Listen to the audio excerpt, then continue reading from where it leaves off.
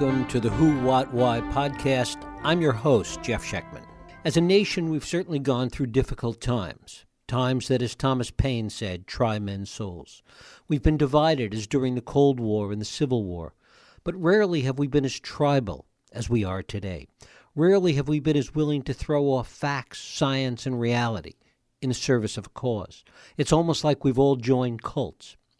Little by little, we've been encouraged to eschew our faith in institutions and believe in nothing, which makes us more vulnerable to be made to believe anything. As we throw off critical thinking, as we look for order out of the chaos of creative destruction, as we deal with the consequences of a rapidly changing and technological world, we exhibit so many of the signs of those that fall into cults. And that's our focus today, as I'm joined by our guest, Dr. Janja Lalich. She's a researcher, author, and educator specializing in cults and extremist groups with a particular focus on charismatic relationships and political and other social movements. She was a Fulbright scholar and is professor emeritus of sociology at Cal State University, Chico, and the founder and director of the Center for Research on Influence and Control. It is my pleasure to welcome Dr. Janja Lalich to the Who, What, Why podcast. Oh, thank you for inviting me, Jeff. Well, it's my honor. It's a delight to have you here. What defines a cult? Is there a sort of accepted definition of what a cult is? I think that most people would agree that a cult is it's a group or a social movement that has a charismatic leader.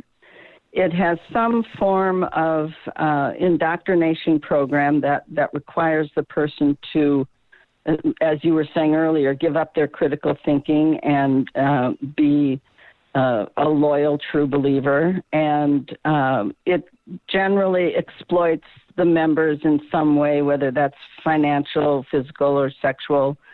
So I think those are the main characteristics. And does the cult need to have some kind of extreme ideology to be effective? Well, it doesn't necessarily need to be extreme. It needs the charismatic leader will offer some kind of promise of salvation, again, whether that's financial or spiritual. They'll say that they have the only true path. So it may not be necessarily extreme, but it's all-encompassing and it's all-inclusive. It offers you an answer to everything. It gets you to believe that if you stray from that path, then you lose your chance at salvation. Is there a point that cults become unwieldy? Is there a size limitation to cults? I mean, can they embrace large groups of people, or do they have to be more confined? Well, no, they can be of any size. I mean, if you think of countries like China under Chairman Mao, where he was leading these what he called thought reform programs throughout the country, and the entire country was involved in basically his belief system and honoring him. So we've seen it on a national scale. Hitler is another example. So cults can be very large, as we've seen, like with groups over the years, like the Moon Organization, Reverend Moon's group, sometimes called the Moonies, or the Hare Krishnas. Some of these groups that got very large back in the 70s and 80s, the Children of God. But groups can also be very small. I mean, you can actually have, 2 or 3 people be involved in a cultic relationship. So it really depends on sort of the hold that the leader has on his or her followers. And what role does secrecy play in this? Because particularly with the larger ones, it seems like there's less secrecy, but they're still just as effective and just as powerful. Well, yes, secrecy is very important because people get led to believe that they're part of a special elite. And so there are things that they don't know about what might be going on at the top level, but then there's also things that they're supposed to hold secret and not divulge, and that creates what we call this us versus them mentality, that, we're special, we're the elite, and everybody else is really stupid and messed up, and we either have to recruit them so that they see the light, or we can get rid of them, we can ignore them, or we can even kill them, as we see with some of the extremist groups. Mm-hmm. Talk a little bit about your experience, how you got involved in this whole area of studying cults. Really, it came out of your own personal experience. Yes, that's right. I joined a political cult in the mid-'70s. I was 30 years old. I had already graduated from university. I, had traveled to different countries, lived in different countries. But it was at the end of the Vietnam War, and I moved to San Francisco, and I got involved in sort of, leftist politics. And I ended up joining a group. Obviously, I didn't know it was a cult, but, the story was that we were going to, bring about changes in America, social change, fight racism, fight sexism, have social justice. But really it was, what I now see was a political cult. The leader was a woman, and everything we did was about, making her appear as this grand individual. And we spent most of our time doing things that aggrandized her, and we worked long hours, 20-hour days, 7 days a week.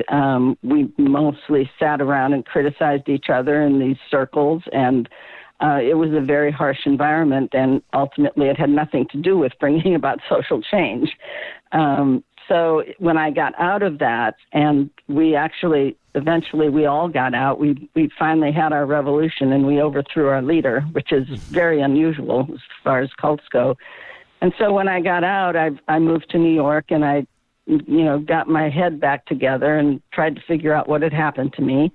And, got a job, worked, went into therapy, got myself healed, so to speak. And then at some point I decided to go to graduate school and get my PhD. And interestingly, while I was in graduate school, the Heaven's Gate suicides happened, which people might remember was in the mid-'90s, the group that committed suicide in this mansion outside San Diego. And I knew quite a lot about that group and had been working with families and some former members. And so at the time, my advisor for my dissertation said, well, obviously, this is what you're doing your dissertation on. I was like, oh, dear. So that became my focus. And then when I graduated, I got the job at Chico State and, taught regular sociology courses, but also I've written a number of books about cults. And it really kind of became my life's work to, as I see it, turn a bad thing into a good thing and try to educate the public about these groups and what the risks are. With respect to the risks, one of the things you talk about is that the cult isn't limited to people that are just clueless, that sometimes the best and the brightest can become part of cults. Oh, absolutely. Absolutely. Cults want people who can perform for them, right? They want people who can run their businesses, who can bring in money, who have good connections, who can basically keep the thing going. The cult leaders are usually pretty lazy and they don't do very much. So it's really their lieutenants and all the people around them who do everything. So if they, if cults don't want lazy people, they don't want sick people. They're not there to take care of you. You're there to take care of the leader. So it's often, as we say, the best and the brightest. And I think that's because people with some experience and some intelligence tend to be more curious, and so they'll tend to check things out or look for solutions or want to contribute in some way. And these cults will present this facade that you're actually doing something for the social good. So it's easy to get caught up. And of course, cults want people with money. So people from wealthy families are also targeted. Talk about the nature of causes around which cults are formed. Certainly religion is a big one. A lot of cults have this religious underpinning. What about politics? What are the other causes that generally hold cults together? Well, it can really be any cause. I mean, cults, most people just think that cults are religious, and that's why they tend to get away with a lot, because people don't want to, especially the courts, don't want to mess with religion. But there are all kinds of cults, right? There are UFO cults and therapy cults and martial arts cults. And, I always say there's probably a chocolate chip cookie cult, right? So they really can form around any ideology. And it's basically how that ideology or that belief system is used to con people into thinking that they're doing something, to better themselves or better the world or make more money or whatever it is. And then, once you're in it, it's too late. You don't figure it out that you've gotten yourself trapped into an exploitative organization. There are also a lot of business cults, and a lot of what we call these New Age training programs that are very cult-like and use the same techniques. And they're everywhere in the business world. You talk about both formal and informal systems of control within cults. Tell us a little about that. Mm-hmm. Yeah, so cults have to have a structure, even the large ones. So they have to have the formal methods of control, which will be, the rules and regulations, the very obvious things, like maybe you have to dress a certain way, or maybe you have to eat a certain way or not eat a certain way, or they may, instruct you on how many children to have or not to have, or how to raise your children or take your children away from you. So there are these obvious rules and regulations, but then there are the more subtle, informal influences, which are really, in a sense, more effective in holding the group together. And these are things that are, common, everyday social psychological instruments, such as guilt and shame and love and fear. And certainly peer pressure. I think not enough attention is given to peer pressure when we think about cults, because people, after a certain age, we tend to pay much more attention to and heed what our friends are doing, right, or what our mates are doing. So when you're in a group like that, you have the other members around you, and you don't want to let them down, and people are reporting on each other. And so all these more subtle ways that get you to conform and comply with the rules and the norms of the group are really very effective. It also works to separate people from others, really to create separation. Talk about that. Yes, absolutely. I mean, cults will, as I said, they're going to get you to believe that you're part of this special elite group, right? And that the non-believers are, in a sense, not worthy of your attention, right? Which is why people tend to be split off from their families or split off from their friends who they're not able to recruit. So it creates this, sense of superiority and this sort of demonization of everyone who's in the, quote, outside world. And so that can create, especially in the extremist groups, that can create a lot of trouble where, we see it with the white supremacist groups, right, where it's okay to bomb abortion clinics, or it's okay to go attack gay bars, or it's okay to kill somebody who's, black or brown, because it doesn't matter. They're not really human. They're not like us. Cults also use paranoia as another way to control people, right? They'll convince you that, either the authorities or the outside world is persecuting us and they're coming to get us. And so people are living in this, this sort of constant state of anxiety and fear. And that's just another way that keeps people in check.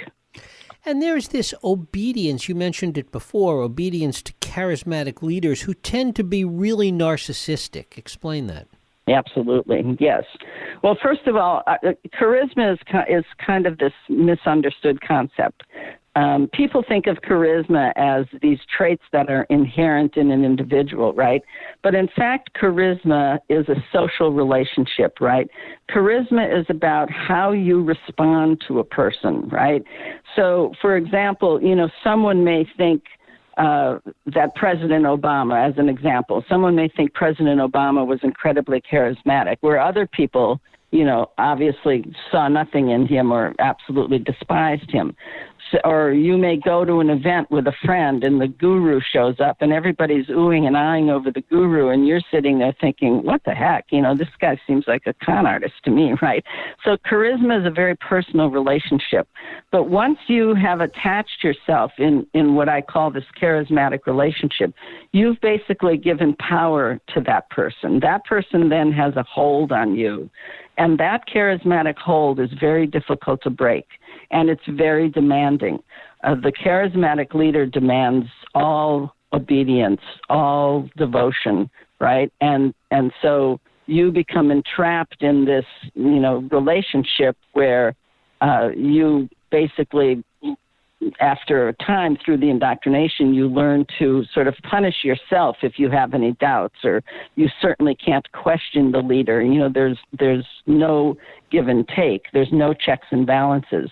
So it becomes a very powerful one-sided relationship. Talk a little bit about recruitment, because in many ways it's like a pyramid scheme. Mm-hmm. Yes. So recruitment happens in phases, and interestingly, the studies have shown that more than 2/3 of people who get involved in a cult are recruited by a friend, a family member, or a coworker. So this is very important because it's difficult to say no to someone you know, right? So if your coworker keeps inviting you to some seminar, day after day, and finally you'll break down and say, okay, I'll go, right? Just because you don't want to make waves with your coworker or your Uncle Charlie or your brother or whoever it might be who's inviting you to something. So people in cults are basically trained how to recruit. When I was in my cult, I actually led recruitment and advised everybody like how to go about sort of asking the right questions to get someone to want to get involved in our group. So recruitment, goes in phases. You'll get invited to something. When you're there, you'll get surrounded by people, what we call love bombing, right? You think you've suddenly met these most wonderful people. They'll ask you to come back. Once you come back, you've taken that first step, you've made that first commitment, then it's easier to get you to make the next commitment. So recruitment's obviously a very important part of the process. Today, because of the internet, things have changed a little bit, but people do get recruited over the internet, although generally at some point it does take some kind of personal connection. They'll get you to come somewhere and actually meet people. But the internet has been quite effective for some groups to be able to recruit. On the other hand, the internet's been very important because there's so much information out there that if you are thinking of going to something or someone's inviting you to something, you can go on the internet and check it out, see what the critics are saying, see what former members are saying. I always say, be a good consumer before you jump into something, check it out like you would if you were buying a car. Are we seeing, in your view, an increase in the number of cults these days? Yes, I would say there are absolutely many more cults today than ever before. And that's because, some cults got very large and people broke off and started their own thing because of what they learned from that group.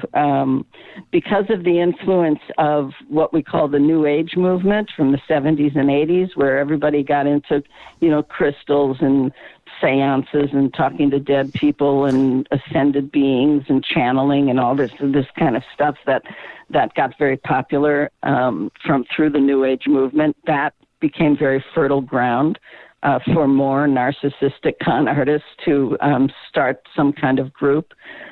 So we're definitely seeing a surge. And also, when times are rough, when countries are in turmoil, that's a time when cults can recruit very successfully because people are kind of at a loss and looking for answers and looking for solutions. Is there a life cycle to cults? Well, it really depends. I mean, cults, they obviously start out small. You've got this one person who all that one person needs to do is get one other person around them, and then that person recruits a couple more people. So, cults will grow. They'll go through different phases. Some cults don't get too big. They don't want to get too big. Like, again, even in my group, when we got too big, our leader would kind of order a purge and we'd get rid of a bunch of people because I think she figured out she couldn't control more than, a couple of hundred full-time members. Some cults get very huge. And then what'll happen over time is if the leader dies, that may lead to some kind of dissolution. There might be a power struggle among some of the top lieutenants. The groups may splinter off. Some groups may actually dissolve when that happens. So it depends on what kind of internal structure the leader set up. If the leader is getting elderly and, wants to set up people who can basically carry on charisma by proxy, we call it, and carry on the group after his or her death. So they'll go through a life cycle like anyone else. But certainly there are some groups now that have been around for decades and decades, and they become intergenerational. Mm-hmm. You mentioned white supremacists before. As you look out at the political landscape today, do you see this cult-like aspect of it with a narcissistic leader, with the lack of critical thinking, with so many of the qualities that we've touched on here? Yeah, I think you're talking about our current president. Yes, I am. Yes, I think there's definitely a cultic surge going on certainly with things on the right, kind of taking hold and acting out. Not so much on the left. Unfortunately, I guess the left has never been quite so organized. I don't know if it's fortunately or unfortunately, but and certainly around our president and his cabinet and his administration, and he has created this environment where he can do no wrong. I think we see this current example with the felt tip pin on the map of where the hurricane's going to go. It's just, he has set himself up. I mean, he's even called himself a godlike figure. And then we've got these, people, several millions of people who absolutely have total faith in him. He can do no wrong. They'll follow him to the ends. As he said, he could stand on Fifth Avenue and shoot someone, and his followers won't care. And I think we've seen plenty of examples of that. And so I find it to be a very troubling time for our country. I mean, one of the things we hear over and over again, and it's hopeful in a way, people say, well, eventually the fever will break. But that isn't the way it normally plays out with cults. No, I don't think. I think when you get something like this on a national scale, it's very difficult to see how to confront it. I think we saw that with Nazi Germany. So it takes a national movement to confront a national cult, so to speak. And at this point, the country's certainly not organized in that way. And the Democrats in the government seem to be kind of a bit flummoxed about how to proceed. And I think it's quite scary because there are many people who are kind of at their wits' end, at a loss about what to do, and there are many friends and families who've sort of given up on even trying to talk to their friends or relatives who've become Trumpers, so to speak. Mm-hmm. And so even though dialogue is probably one of the best ways to try to get people to see, the wrongness, I don't know if that's a word, the wrongness of their thinking or the dangers of their thinking, but that hasn't happened on too much of a level. There's a wonderful book called Rising Out of Hatred. That's the story of a young man who was the son of the guy who started the Daily Stormer, which is, this huge white supremacist website. And he ended up going to a nice liberal college in the South, and he met a lot of nice people, and he started dating a Jewish girl, and his friends were very patient with him, and he eventually broke with his father and with the whole white supremacist ideology. And it's an incredible book. So you think about if we can do that on a one-by-one basis, but how much would that take to be able to really bring about, some counter influence to what's going on right now? Right. I mean, the deprogramming aspect, the getting out of it aspect is the part that is hard to fathom with such a large framework. When you talked about your own personal experience and getting out of it and going through therapy, et cetera, it was an individual experience.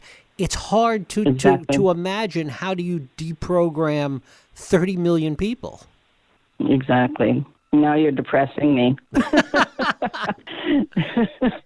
No, it's a conundrum, and all we can do is hope that the tide will turn and will turn in a more democratic, and I mean that in the the broadest sense of the term, will turn in a more democratic way, and that we can really get rid of this authoritarianism that's taking over our country and our administration. What is it, if anything, that sometimes turns cult members, away from a leader? What is it that they have to do in order to really alienate their followers? What does history of cults tell us about that? Well, sometimes they can go too far with something, and it may have an effect on some of the members. So, for example, in the 70s and 80s, there was a group called the Children of God, which was led by this guy David Moses Berg. Right. And he had a lot of sexual problems, and he started, having multiple wives, telling people they could sleep with each other, adults could sleep with whoever. And then he got to starting to say, children should have sex with each other, and adults should have sex with children. And when that happened, and this was also the group that engaged in what we call flirty fishing. So the women would go out and basically pick up men. They were called prostitutes for Jesus. They would pick up men and have sex with them, supposedly to bring them to Jesus. And many of the women in the group got involved in that, but when it got to the point where he said it's okay to have sex with children, for some members that was the straw that broke the camel's back. For some members, they said, no, this is too much, and I'm leaving.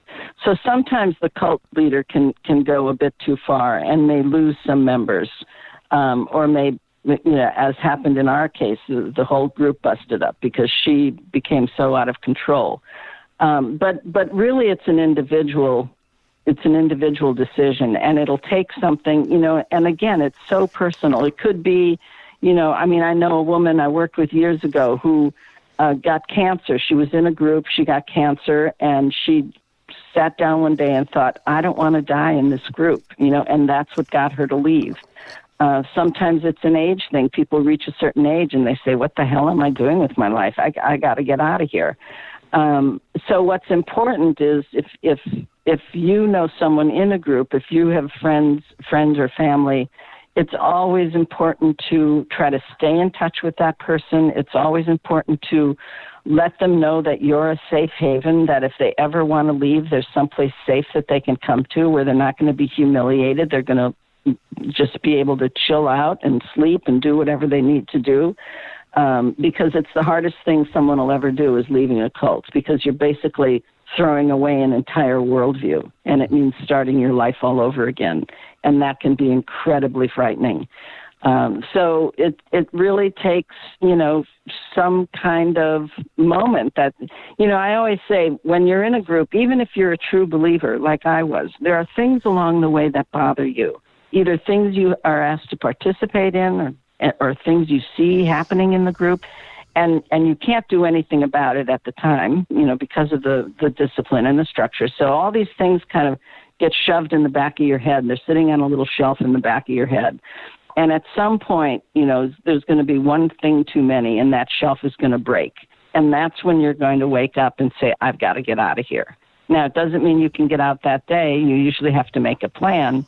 And certainly it helps if you still have contacts on the outside. Finally, to what degree is the law helpful in this regard? What legal mechanisms exist to help people that are in cults? Not very many. It's really been a difficult place to try to bring some kind of justice. I mean, I've been expert witness in a number of cases. It's hard because, as I said earlier, most people think cults are religious, and the courts don't want to deal with religion. They don't want to touch it at all, so it's difficult in that way. But if it is a religious group where you have a pastor or a guru or whatever, there are restrictions against religious leaders taking advantage of their followers. So if you have the evidence to show the kind of sexual abuse or financial abuse that may have happened, and if you can find an attorney who's willing to take the case, and there aren't many attorneys who will, because they kind of don't know how to deal with it, or they don't think it'll be successful, so they don't take the case. But there have been some successful cases. I mean, right now, for example, the Jehovah's Witnesses, there are numbers of cases about the child sexual abuse that's been going on in that group for decades. And there have been some very big judgments against the organization. So you can't go to court and say this is a cult. It's not illegal, so to speak, to run a cult, but you have to find some kind of other illegal activity that you can bring some kind of legal suit.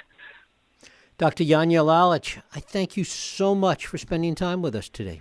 Oh, thank you. Thanks a lot, Jeff. Thank you. And thank you for listening and for joining us here on Radio Who, What, Why. I hope you join us next week for another Radio Who, What, Why podcast. I'm Jeff Sheckman. If you like this podcast, please feel free to share and help others find it by rating and reviewing it on iTunes.